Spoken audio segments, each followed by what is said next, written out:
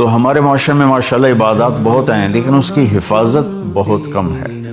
ایک غیبت کا بول سارے دن کے روزے کو لے کے چلا جاتا ہے، ایک حقارت کی نظر وہ سارے دن کی بھوک اور پیاس کو لے کے چلی جاتی ہے۔ عیسیٰ علیہ السلام تشریف لے جا رہے تھے، ان کے ساتھ ان کے صحابہ تھے، اوپر پہاڑ کی چوٹی پہ ایک ڈاکو رہتا تھا، تو اس نے جب عیسیٰ علیہ السلام کو دیکھا تو اس سے ندامت ہوئی اور اس نے وہیں بیٹھ کے توبہ کی، یا اللہ آج کے بعد میں توبہ، میں کوئی ڈاکہ نہیں ڈالوں گا اور میں تیرے نبی کے ساتھ رہوں گا۔ نیچے آیا اور ساتھ چلنے لگا۔ تو عیسیٰ علیہ السلام کے صحابہ میں سے ایک کی ایسے نظر پڑی اور تو اس کو یوں دیکھا، کہاں صرف اتنا کہا حقارت سے، مطلب یہ تو ادھر کدھر آ گیا؟ تو اس وقت جبریل اترے اور انہوں نے کہا کہ اے روح اللہ، اللہ تعالیٰ فرما رہے ہیں آپ کے پیچھے دو آدمی ہیں، ایک آپ کا صحابی ہے اور ایک میرا بندہ ہے گناہگار، تو آپ ان دونوں سے کہیں کہ فَلْيَسْتَأْنِفَ الْعَمَلَ، کہ دونوں کے دونوں نئے سرے سے اپنے عمل کو، زندگی کو شروع کریں۔ جو آپ کا صحابی ہے اس کے سارے عمل میں نے رد کر دیے ایک میرے بندے کو حقیر سمجھنے کی وجہ سے، اور وہ جو ڈاکو ہے اس کے سارے گناہ میں نے معاف کر دیے ندامت کی وجہ سے۔ تو اب دونوں زیرو ہیں، ایک کی جو بیلنس شیٹ ہے اس میں سے ساری نیکیاں مٹ گئیں، کسی کو حقیر سمجھا، دوسرے کی بیلنس شیٹ سے سارے گناہ مٹ گئے کہ ندامت آئی، دو چار آنسو ٹپکے اور وہ ساتھ ہو لیا۔ ہم اپنے اس روزے کی تلاوت کی کتنی ماشاءاللہ لوگ ہمت کرتے ہیں، تو کئی تو ایک دن میں پورا قرآن ختم کر دیتے ہیں، تو اس کی حفاظت بھی کرنی ہے کہ ہماری آنکھیں عیب نہ دیکھیں، ہماری زبان غیبت سے بچے، ہمارے کان برائی سننے سے بچیں۔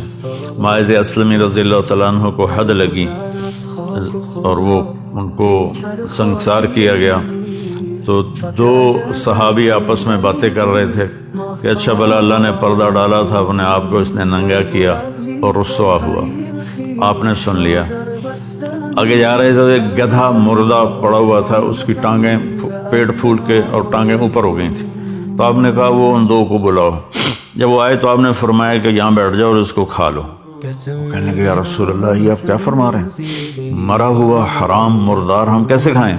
تو آپ نے فرمایا ابھی جو تم نے اپنے بھائی کا گوشت کھایا ہے وہ اس سے بھی زیادہ گندی اور غلیظ چیز ہے جو تم نے اس مرنے والے کی غیبت کی ہے۔ پھر آپ نے کہا والذی نفسی بیدہ، اس ذات کی قسم جس کے قبضے میں میری جان ہے، میں اب اس کو دیکھ رہا ہوں، ینغمس فی انہار الجنہ، وہ جنت کی نہروں میں غوطے لگا رہا ہے، اور تم غیبت کر کے اپنی ساری کمائی کما بیٹھے ہو۔ تو میرے بھائی بہنوں، روزے کی حفاظت کریں، غیبت چھوڑیں، گالیاں چھوڑیں۔ ہمارے معاشرے میں اذا تصابت امتی سقطت من عین اللہ، جب میری امت ماں بہن کی گالیوں پر آ جائے گی تو اللہ کی نظروں سے گر جائے گی۔ تو مہربانی کر کے ہم اپنی زبان کو میٹھے بول سے سجائیں، جو ہماری برائی کرے ہم اس کی اچھائی کریں، جو ہمیں گھٹیا سمجھے ہم اسے اچھا سمجھیں، جو زیادتی کرے ہم اسے معاف کریں۔ تو اللہ کی قسم اللہ آپ کا کفیل بھی بن جاتا ہے، وکیل بھی بن جاتا ہے، اور رقیب بھی بن جاتا ہے، حفیظ بھی بن جاتا ہے، شہید بھی بن جاتا ہے، ولی بھی بن جاتا ہے، نصیر بن جاتا ہے، سارے اللہ کے جو نام کفا باللہ علیما، کفا باللہ ہادیم و کفا بربک ہادیم و نصیرا، کفا باللہ شہیدا، کفا باللہ رقیبا، کفا باللہ ولیہ، الیس اللہ بکاف عبدا فسیکفیکہم اللہ والسمیع العلیم۔ ان ساری آیات کا خلاصہ کرو تو اللہ کہتا میں تیرے ساتھ ہوں۔ کس وقت؟ ہم صرف یہ 1 2 اور 3 بس۔ آج کے میرے پیغام میں یہ ایک چھوٹی سی گزارش ہے، 1 2 3۔ اس نظر سے غلط نہ دیکھو، ایک غلط نظر اندر کو برباد کر دیتی ہے، تباہ کر دیتی ہے۔ ان کانوں سے غلط نہ سنو، اس زبان سے غلط نہ بولو۔ ہو جائے تو پریشانی کی بات نہیں ہے، اگر ہو جائے، نظر غلط اٹھ جائے، زبان غلط بول جائے، کان غلط سن جائیں تو گھبرانے کی بات نہیں ہے، ہم اسی وقت توبہ کریں گے، اللہ اسی وقت معاف کر دے گا۔ ابھی ایک نوجوان کا فون آیا تھا، کہا کہ میری زندگی بڑی غلط ہے، بہت خراب ہے، میں توبہ کرنا چاہتا ہوں۔ میں ایک مولانا کے پاس گیا تھا کہ کیا میری توبہ قبول ہو سکتی ہے؟ انہوں نے کہا دفع ہو جا، تیرے منہ پہ داڑھی تو ہے نہیں، تو توبہ کرنے کیا آیا ہے؟ تو وہ کہنے لگا میں نے خودکشی کا ارادہ کر لیا کہ زندگی سے تو موت ہی بہتر ہے۔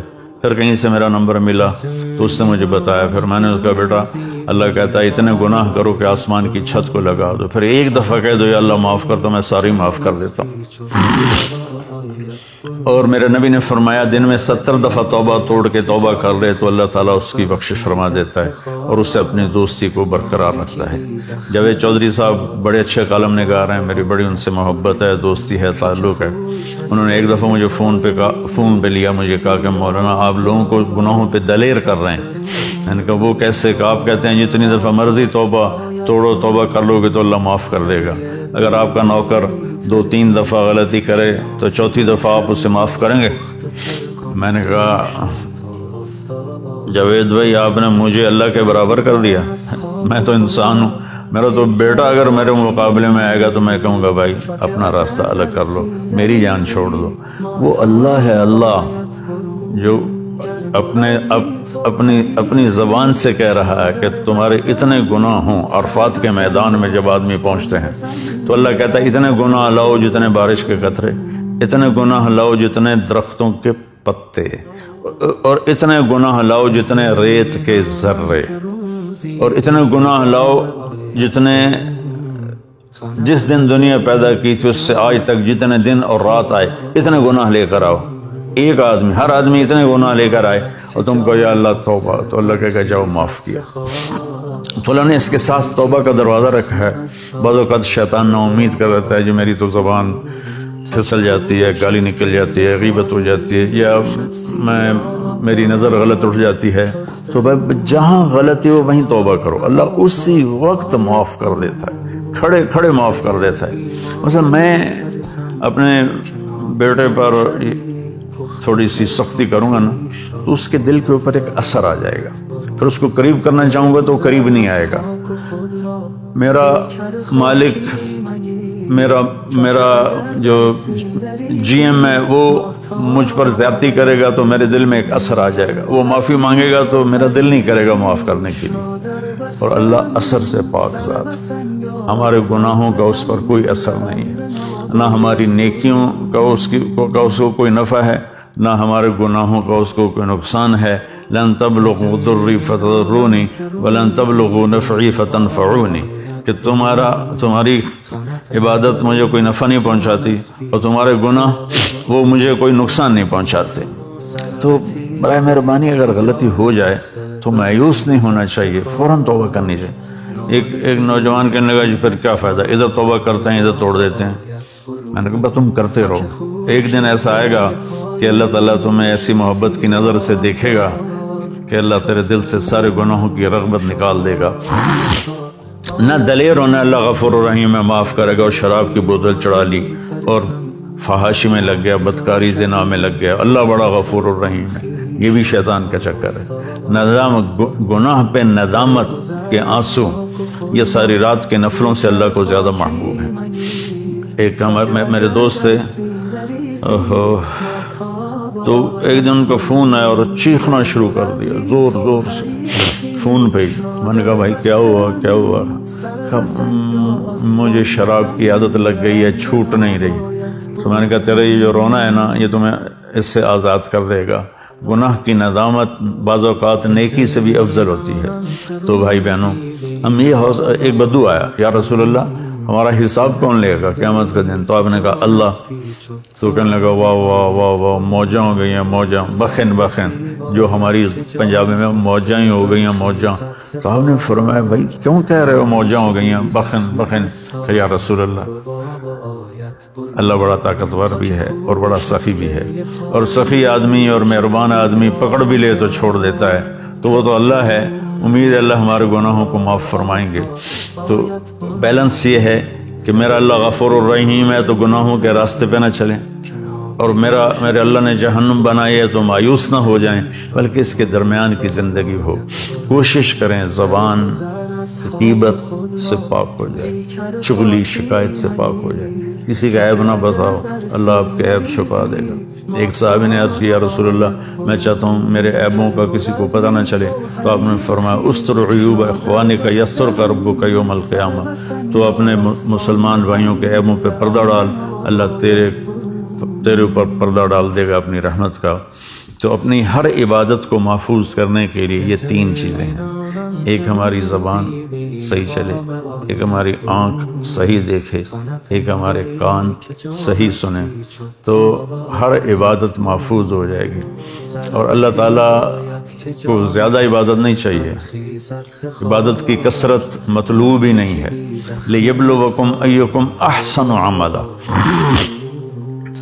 کہ ہم یہ دیکھنا چاہتے ہیں تم میں سے خوبصورت عمل کون کرتا ہے۔ میرے بھائی بہنوں، اللہ یہ نہیں چاہتا ساری رات مصلی بچھا کے بیٹھے رہو اور عشاء کے وضو سے فجر کی نماز پڑھو، یہ اللہ نہیں چاہتا۔ اگر چاہتا ہوتا تو میرے نبی اپنے 23 سال نبوت کے عشاء کے وضو سے فجر کی نماز پڑھتے۔ اور مسلسل روزے رکھنا اللہ نہیں چاہتا۔ اگر یہ ہوتا تو اللہ کا نبی مسلسل روزے رکھتا۔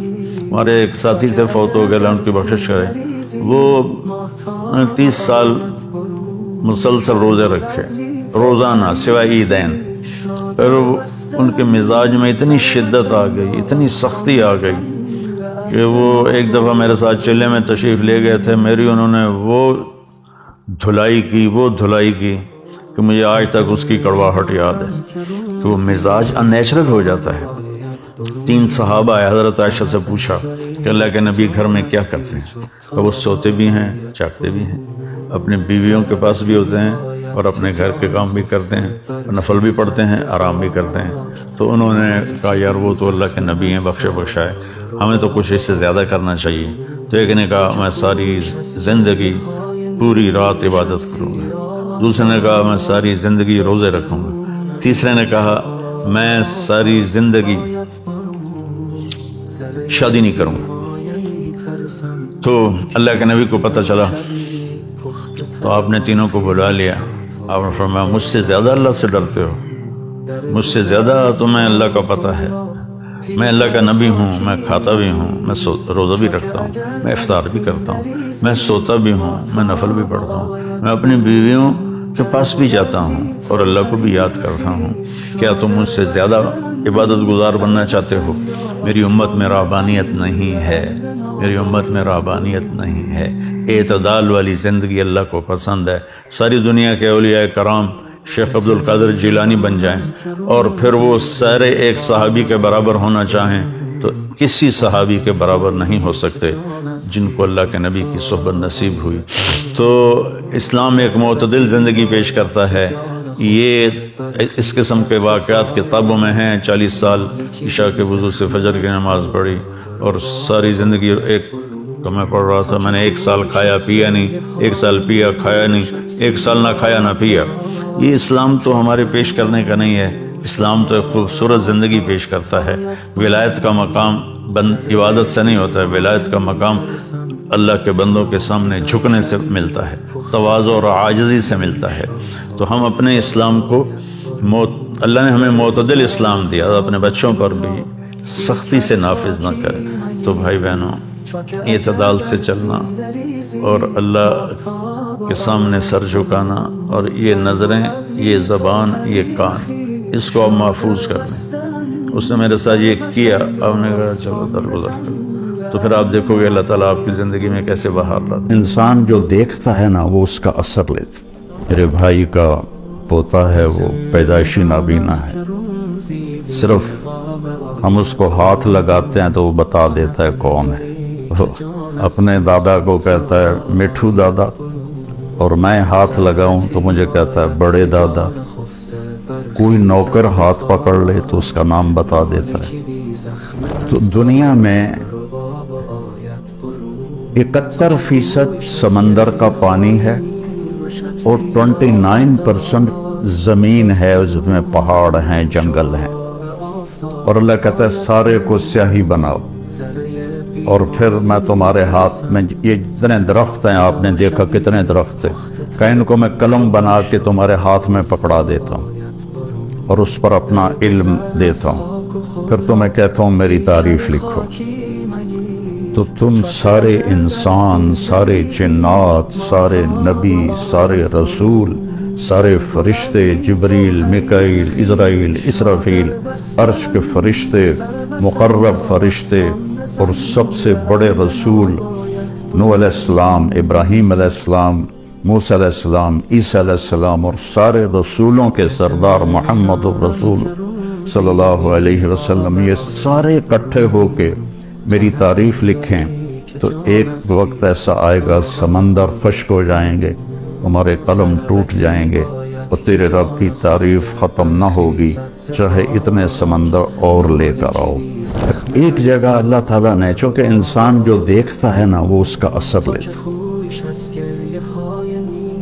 سب سے زیادہ جو انسان متاثر ہوتا ہے دیکھنے سے متاثر ہوتا ہے، اور اس کی جو میموری ہے وہ بھی دیکھنے سے ہی خراب ہوتی ہے۔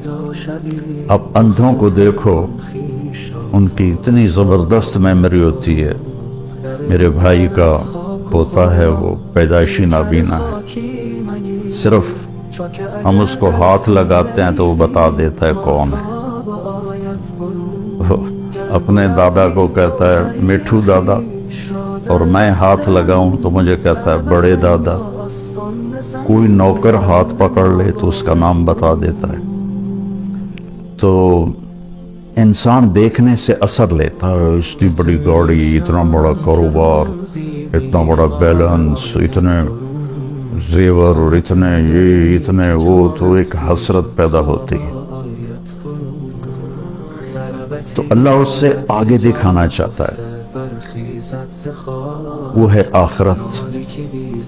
آج ہم گئے تھے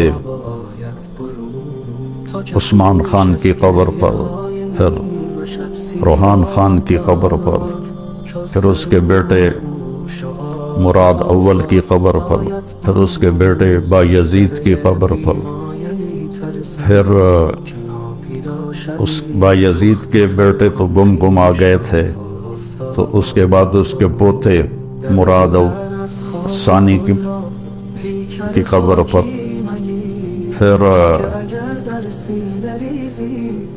وہاں خاموشی کے سوا کچھ بھی نہیں تھا، اور کیا ان کے ڈنکے بجتے تھے، اور دنیا کی سب سے بڑی حکومت کے یہ مالک تھے۔ تو اللہ تعالیٰ نے یہ بات سمجھانے کے لیے کامیاب کون ہے، ناکام کون ہے، اس کے لیے جو طرز اختیار کیا ہے۔ اب ہمارے ماحول میں ہے، جب ہماری بات میں ہم وزن پیدا کرنا چاہیں تو ہم قسم اٹھاتے ہیں، اللہ کی قسم، اور کہیں جب جھگڑے ہوتے ہیں تو اس میں بھی وہ قسم اٹھواتے ہیں کہ آپ قسم اٹھائیں، وہ جھوٹی بھی اٹھا دے تو اس کو چھوڑ دیتے۔ اور ہمارے پنجاب میں، ہمارے ملک میں جو کہ جھوٹ بہت بولا جاتا ہے، تو ایک اور رواج ہے کہ ہمیں اس کی قسم کا اعتبار نہیں، اس کی جگہ فلاں آدمی قسم اٹھائے تو پھر ہم مانیں گے۔ تو قسم سے وہ بات مضبوط ہو جاتی ہے، وزنی ہو جاتی ہے۔ اب اللہ تعالیٰ کو اپنی بات کو وزنی کرنے کے لیے قسم اٹھانے کی کیا ضرورت ہے، جبکہ وہ کہہ رہا ہے وَمَنْ أَصْدَقُ مِنَ اللَّهِ قِيلًا، کہ تمہارے اللہ سے سچا کوئی ہے ہی نہیں۔ اور شروع میں ہی الف لام میم ذَلِكَ الْكِتَابُ لَا رَيْبَ فِيهِ، شک سے بالاتر ہے۔ پھر اگر اللہ قسم اٹھاتا ہے تو چونکہ ہمارے آپس میں جو ہمارا جو رواج ہے اور ہماری جو عادات ہیں اس میں ہم قسم اٹھواتے ہیں، تو اللہ نے اسی کو سامنے رکھتے ہوئے کہیں ایک قسم اٹھائی ہے وَالْعَصْرِ إِنَّ الْإِنسَانَ لَفِي خُسْرٍ، کہیں دو قسمیں اٹھائی ہیں وَالضُّحَىٰ وَاللَّيْلِ إِذَا سَجَىٰ، کہیں تین قسمیں ہیں وَاللَّيْلِ إِذَا يَغْشَىٰ وَالنَّهَارِ إِذَا تَجَلَّىٰ وَمَا خَلَقَ الذَّكَرَ وَالْأُنثَىٰ، کہیں چار قسمیں ہیں وَالسَّمَاءِ ذَاتِ الْبُرُوجِ وَالْيَوْمِ الْمَوْعُودِ وَشَاهِدٍ وَمَشْهُودٍ، کہیں پانچ قسمیں ہیں وَالْفَجْرِ وَلَيَالٍ عَشْرٍ وَالشَّفْعِ وَالْوَتْرِ وَاللَّيْلِ إِذَا يَسْرِ۔ تو مثلا آپ مجھے سمجھتے ہیں کہ میں بہت کوئی بڑا عالم ہوں اور بہت نیک آدمی ہوں، اور میں آپ کے سامنے قسمیں اٹھانا شروع کر دوں اپنی بات کو سچا ثابت کرنے کے لیے، تو آپ خود بول پڑو گے مولانا صاحب ہمیں تو ویسے ہی آپ کی بات پہ اعتماد ہے، آپ اتنی قسمیں کیوں اٹھا رہے ہیں؟ تو ایک مضمون کے کامیاب کون ہے اور ناکام کون ہے، اس پر اللہ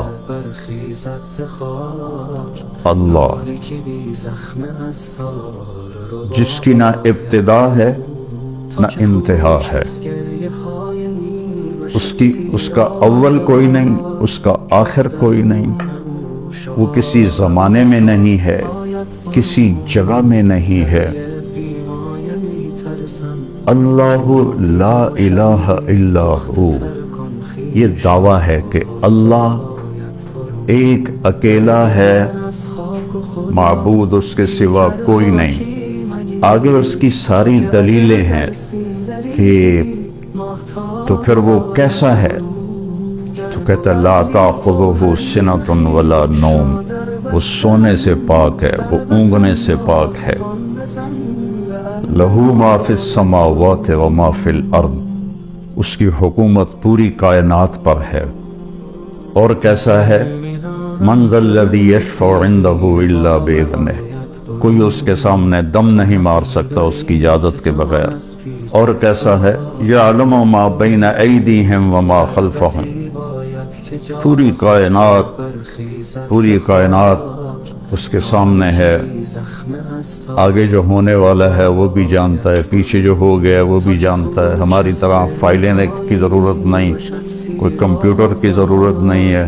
کل صغیر و کبیر مستطر، ہر چھوٹے سے چھوٹی چیز اس کی بارگاہ میں لکھی جا رہی ہے۔ اور اللہ کہے گا اقرأ کتابک کفی بنفسک اليوم علیک حسیبا، یہ پڑھ، یہ تیرا پیپر ہے، تیری اپنی زندگی کی پوری کتاب ہے، اور اس میں کوئی ایک لفظ کی کمی زیادتی نہیں ہے۔